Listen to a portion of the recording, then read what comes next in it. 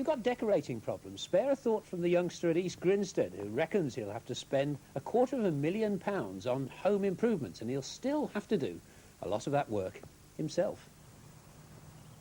Hammerwood House near East Grinstead is the kind of place estate agents find difficult to describe.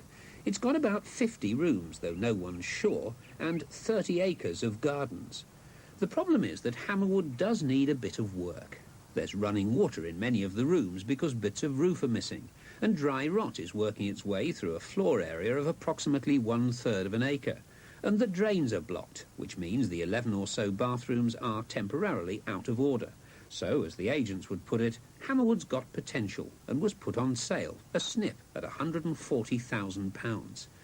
Enter a youngster called David Pinnegar, who gave Hammerwood the once-over and then bought the place. The new master is just 21. His grandfather made a fortune putting rubber on table tennis bats. Young David expects it'll cost £250,000 putting Hammerwood back on its feet. But why bother? Well, I had the opportunity, and I feel that whatever I do, I've got to make it something that's going to last. And this is going to be, it's going to give a lot of pleasure to a lot of people. Even if it takes your whole life to do it? Then at least I'll have achieved something. David Pinnegar's the first to admit that you'd have to be a bit crazy to take on a place like Hammerwood, but there's method in his madness, for this is no ordinary 18th century pile.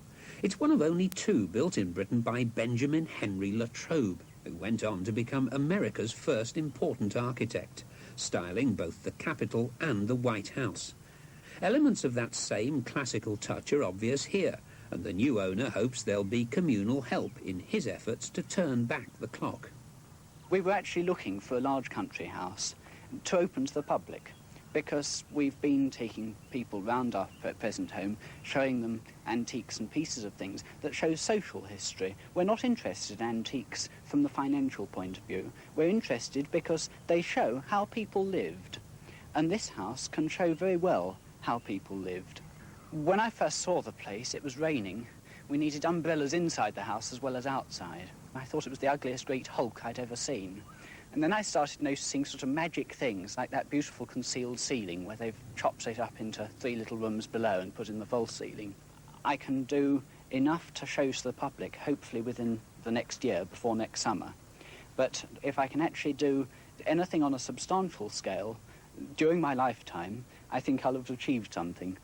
The last lairds of Hammerwood were the pop group Led Zeppelin, who planned to make their home here, but used it just once, as the backdrop for a pop concert, finding this just the place for a bit of heavy metal.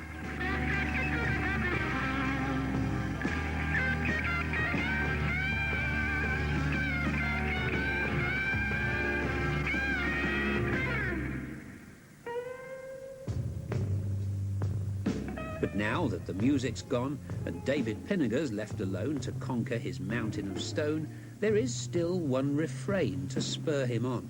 A curious little poem about Hammerwood, written in happier days, and now given a new meaning. There is a house that stands 4 square to meet the sun all day, and people who are staying there forget to go away. It's full of toys and girls and boys, and all of them are good. And fun and play go on all day at happy Hammerwood.